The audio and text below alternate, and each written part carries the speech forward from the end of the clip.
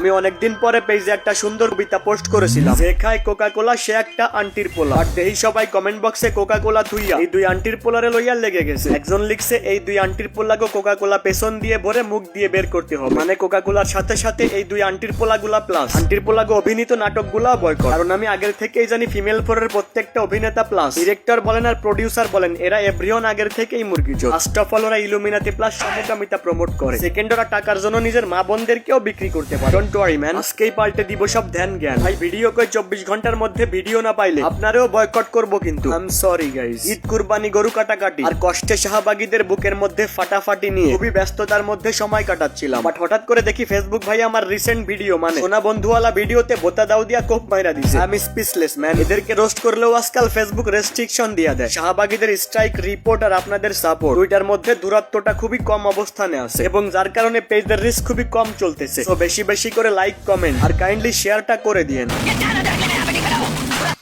WhatsApp বাজান, this is Khan and welcome back to Khan সাহেবের এলাকায়। এটাই কোকা কোলা প্রমোশন করলো আর না করলো তাতে খান সাহেবের ছেড়া যায় না। আমার জন্য promotion is not a big deal. মনের মধ্যে যা নিয়ে ডিমোশনের কোনো শেষ নাই। আর প্রমোশন আমাদের সামনে করলে উল্টা ক্ষতি আপনাদেরই বেশি। কারণ কোকা কোলা প্লাস ওই দেশীয় পণ্যগুলা বয়কটের কথা সত্যি বলতে প্রায় মানুষ ভুলেই গেছিল। আপনারা এই এক অ্যাডের থ্রুতে বয়কটের কথা আবারও মনে করাই দিলেন, ধন্যবাদ। বয়কট মানে বয়কট, যে বয়কট করতে রাজি না সেও boycott. Boycott Coca Cola, boycott Kajal আরিফিনের পুরা টিম। আর তাদেরকে বয়কট করার কারণ শুধু এই কোকা কোলা বিজ্ঞাপনের জন্য না, তাদেরকে তো বয়কট করার হাজারো কারণ আছে। আগের সবকিছু বাদ দিলাম, জাস্ট এইটুকু দেখাবো। What you can learn from a recent female force. শিশুদের অশ্লীলতা শেখানো, মেয়েদের নষ্টামি দেখানো, মেয়ে দেখলে লুচ্চামি থেকে চিপায় চাপায় লুতুপুতু, কিশোর গ্যাং থেকে শুরু করে অশ্লীল ভাষা ভঙ্গিমা, শেষমেশ প্রতিবারের মতো সমকামিতার প্রচারণা কিছুই বাদ রাখে না এরা। ভাই এইসব নষ্টামিতে মগ্ন হয়ে আমার ফিলিস্তিনি ভাই বোনদের উপরে করা অত্যাচারকে ভুলে গেলেন সে নিষ্পাপ শিশুগুলার অসহায় মুখখানা।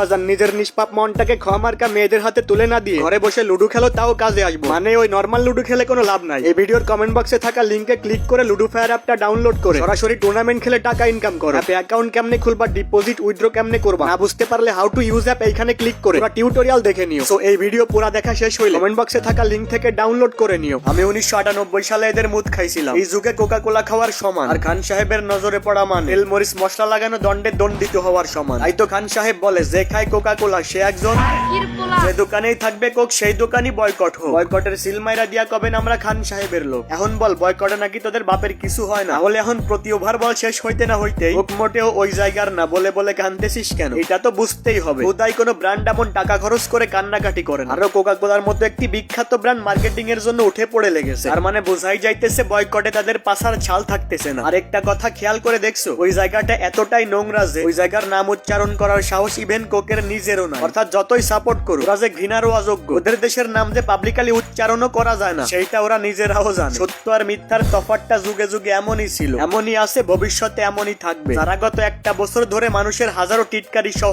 করে ওকের বোতলটা দূরে সরিয়ে রেখেছে, আপনাদের ভালোবাসা জানাই মন থেকে। বাই দ্য ওয়ে, বিজ্ঞাপন ভিডিওটিতে তারা বারবার বলতে চাইতেছে যে ফিলিস্তিনের ভূমিতেও কোকের ফ্যাক্টরি আছে, তাইলে কোক খাইতে সমস্যা কিসে? অথচ আমরা কিন্তু ভালো করেই জানি ফিলিস্তিনে কোকের ফ্যাক্টরি তৈরি করা হয়েছে ফিলিস্তিনিদের উচ্ছেদ করা জায়গা দখল করে। এইসব বিষয় কিন্তু তারা বলবে না। তারা জাস্ট আমাদের অনুভূতি বদলানোর জন্য বলে দিল ফিলিস্তিনে কোকা কোলার কোম্পানি আছে।